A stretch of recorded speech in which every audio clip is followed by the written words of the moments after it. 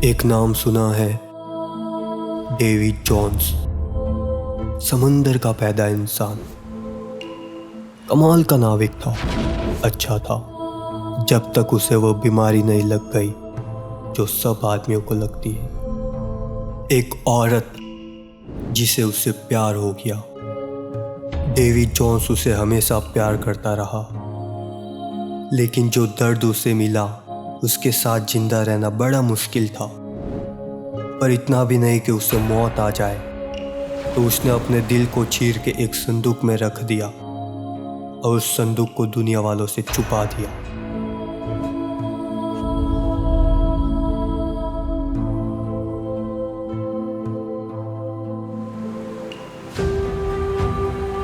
कहानी की शुरुआत होती है तूफानी बारिश और बिजलियों की कड़कड़ाहट से।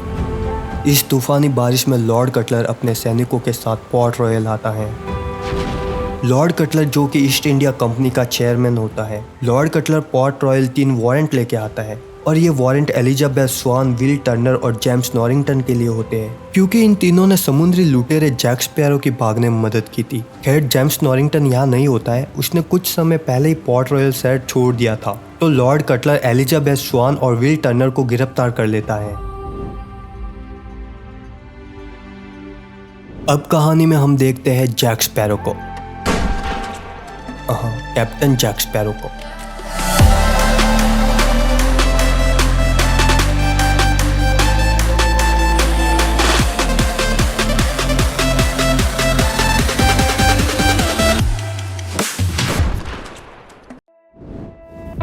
गिब्स उससे बोलता है कि हमने काफी टाइम से कोई बड़ी लूटपाट नहीं की है। तो जैक स्पैरो बोलता है कि कोई चमक दमक लूटपाट तो होनी चाहिए भाई। तो जैक स्पैरो गिब्स और अपने साथियों को एक कपड़े का टुकड़ा दिखाता है और इस कपड़े के टुकड़े पर एक चाबी बनी होती है। गिब्स जैक स्पैरो से बोलता है कि जरूर ये चाबी किसी कीमती चीज को खोलती होगी, तो पहले हम उस कीमती चीज को ढूंढेंगे। तो जैक स्पैरो बोलते हैं कि अरे भाई, उस कीमती चीज को ढूंढने के लिए हमारे पास चाबी भी तो होनी चाहिए, तो पहले हम इस चाबी को ढूंढेंगे और फिर उस कीमती चीज को ढूंढेंगे जो ये चाबी खोलती है। अब कहानी की दूसरी तरफ लॉर्ड कटलर विल टर्नर को बुलवाता है और उससे बोलता है कि ईस्ट इंडिया कंपनी को तुम्हारी जरूरत है। वो बोलता है कि तुम जैक स्पैरो को ढूंढो और उसके पास से उसका कंपास लेके आओ, तो मैं तुम्हारी सजा माफ कर दूंगा। फिर वापस कहानी शिफ्ट होती है जैक स्पैरो पे, जहाँ पर वो अपने खराब कंपास को देखता है, लेकिन वो कंपास उसे सही रास्ता नहीं बताता। एक्चुअल में ये कंपास वही बताता है जो जैक स्पैरो के मन में है। तभी जैक स्पैरो की दारू की बाटली खत्म हो जाती है और वो दारू की बाटली लेने जहाज के बेसमेंट में जाता है, जहाँ पे उसे बूस्ट्रैप बिल, विल टर्नर का पिता मिलता है। वो जैक स्पैरो से बोलता है कि मुझे डेविड जोन्स ने भेजा है। बूस्ट्रैप बिल आज से 13 साल पहले जैक स्पैरो के साथ ही काम करता था, जब जैक स्पैरो ब्लैक पर्ल जहाज का कैप्टन था। बूस्ट्रैप बिल जैक स्पैरो को बोलता है कि आज से 13 साल पहले जब हमारा जहाज समुद्र में डूबा था, तब तुमने डेविड जोन्स से एक सौदा किया था कि अगर डेविड जोन्स वो जहाज पानी के ऊपर लाता है तो तुम 13 साल तक ब्लैक पर्ल के कैप्टन रहोगे और वो 13 साल खत्म होने के बाद तुम डेविड जोन्स की गुलामी करोगे। बूस्ट्रैप बिल जैक स्पैरो को बोलता है कि अगर तुमने उसकी बात नहीं मानी तो वो तेरे पीछे जरूर आएगा और तुम्हारे एल जरूर लगाएगा। फिर बूस्ट्रैप बिल जैक स्पैरो के हाथ पे एक निशान दे देता है, जिसकी वजह से डेविड जोन्स उसे आसानी से ढूंढ सकता है और फिर बूस्ट्रैप बिल वहां से चला जाता है। फिर जैक स्पैरो बहुत डर जाता है। वो गिब्स को बोलता है कि जहाज घुमा दो, किसी भी आइलैंड पे चलो, लेकिन यहाँ से चलो। फिर कहानी शिफ्ट होती है विल टर्नर पर, जो कि जैक स्पैरो को ढूंढने जाता है। जैसा कि उसने कटलर बैकेट से सौदा किया था कि अगर वो जैक स्पैरो का कंपास लेके आएगा तो एलिजाबेथ और विल टर्नर की सजा माफ हो जाएगी। विल टर्नर जैक स्पैरो की खोज में टोर्टुगा आइलैंड जाता है। वो सभी को पूछता है कि जैक स्पैरो कहाँ है, तो वहाँ का एक आदमी उसे एक आइलैंड पे छोड़ देता है, जहाँ पे ब्लैक पर्ल जहाज होता है।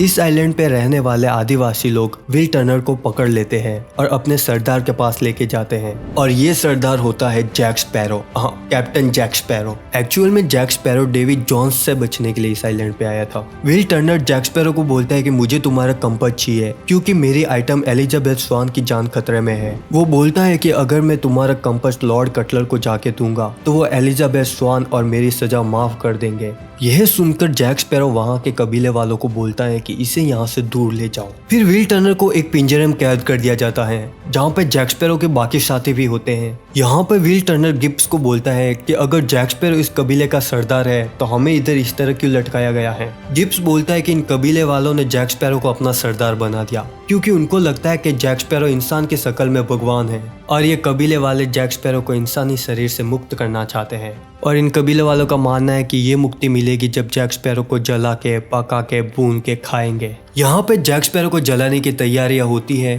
तभी कबीले का एक आदमी आके बोलता है कि जिन लोगों को हमने पिंजरे में कैद करके लटकाया था वो भाग रहे हैं। जब कबीले के सारे लोग उनके पीछे भागते हैं तो जैक स्पैरो भी मौके का फायदा उठा के यहाँ से भाग जाता है और सभी ब्लैक पर्ल जहाज पे पहुंच जाते हैं। जहाज पर व्हील टर्नर जैक स्पैरो को बोलता है कि मुझे तुम्हारा कंपास चाहिए। एलिजाबेथ की आजादी के लिए कटलर बैकेट को ये कंपास देना जरूरी है। तो जैक स्पैरो व्हील को चाबी की तस्वीर बता के बोलता है कि अगर तुमने ये चाबी ढूंढने में मेरी मदद की तो मैं तुम्हें कंपास दे दूंगा। और फिर व्हील टर्नर जैक स्पैरो की बात मान लेता है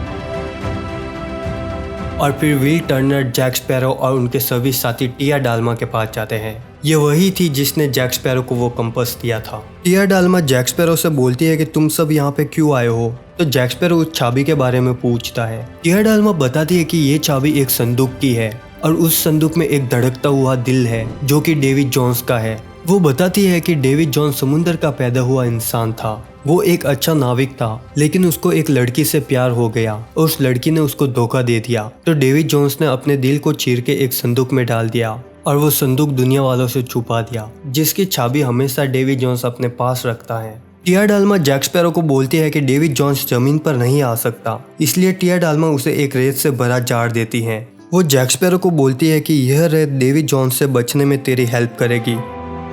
फिर टिया डाल्मा उन्हें फ्लाइंग डचमैन जहाज का पता बताती है जिस पे डेविड जोन्स होता है। फिर जैक स्पैरो, व्हील टर्नर और उनके साथी फ्लाइंग डचमैन जहाज को ढूंढने चले जाते हैं। इसके बाद व्हील टर्नर जैक स्पैरो को बोलता है कि मैं उस जहाज पर जाऊंगा। तो जैक स्पैरो बोलता है कि डेविड जोन्स पूछे तो यही बोलना कि जैक स्पैरो का कर्ज उतारने आया हूँ मैं। व्हील टर्नर फ्लाइंग डचमैन जहाज पर जाता है जहाँ पर डेविड जोन्स होता है। व्हील टर्नर डेविड जोन्स को बोलता है कि मैं जैक स्पैरो का कर्ज उतारने आया हूँ। तभी डेविड जोन्स को पता लगता है कि बेटा जैक स्पैरो भी यही है। तभी डेविड जोन्स फटाक से जैक स्पैरो के जहाज पे पहुंच जाता है और जैक स्पैरो को पकड़ लेता है। तो जैक स्पैरो बोलता है कि मेरी कीमत बहुत ज्यादा है, मुझे छोड़ दो। डेविड जोन्स जैक स्पैरो को बोलता है कि तुम्हारी कीमत क्या है बे, 100 आदमियों के बराबर होगी। चल एक काम कर, तो 100 आदमी लेके आ, तब मैं तुम्हें बख्श दूंगा। डेविड जोन्स जैक स्पैरो को बोलता है कि तुम्हारा एक आदमी तो पहले ही मेरे पास आ गया है व्हील टर्नर, तो एक काम कर, तो 99 आदमी और लेके आ। ये बात सुन के जैक स्पैरो गिब्स के साथ टोर्टुगा आइलैंड जाता है लेकिन उनको मात्र 4 लोग ही मिलते हैं। वहाँ पे जेम्स नॉरिंगटन भी होते हैं जो खुद जैक स्पैरो की तलाश में था। फिर जैक स्पैरो को उसी आइलैंड पे एलिजाबेथ स्वान भी मिलती है जो कि व्हील टर्नर के लिए आई थी। जैक स्पैरो एलिजाबेथ को बोलता है कि अगर तुम्हें व्हील को बचाना है तो पहले उस बक्से को ढूंढना होगा जिसमें डेविड जोन्स का दिल है। फिर जैक अपना कंपास एलिजाबेथ के हाथ में देता है क्योंकि वो कंपास वही बताता है जो हम चाहते हैं। फिर जिस दिशा में वो कंपास पॉइंट करता है सब जने उस दिशा में निकल जाते हैं। इसके ही दूसरी तरफ फ्लाइंग डचमैन जहाज पर व्हील टर्नर अपने पिता बूस्ट्रैप बिल से मिलता है। बूस्ट्रैप बिल पिछले 12 सालों से डेविड जोन्स के फ्लाइंग डचमैन जहाज पर गुलामी करता आ रहा है। व्हील टर्नर बूस्ट्रैप बिल को बोलता है कि मैं यहाँ पे उस बक्से की चाबी लेने आया हूँ जिस बक्से में डेविड जोन्स का दिल है। तभी वहाँ पे एक टूटी फूटी दीवार से एक टूटा फूटा आदमी निकलता है। वो बताता है कि डेविड जोन्स वो चाबी हमेशा अपने पास रखता है।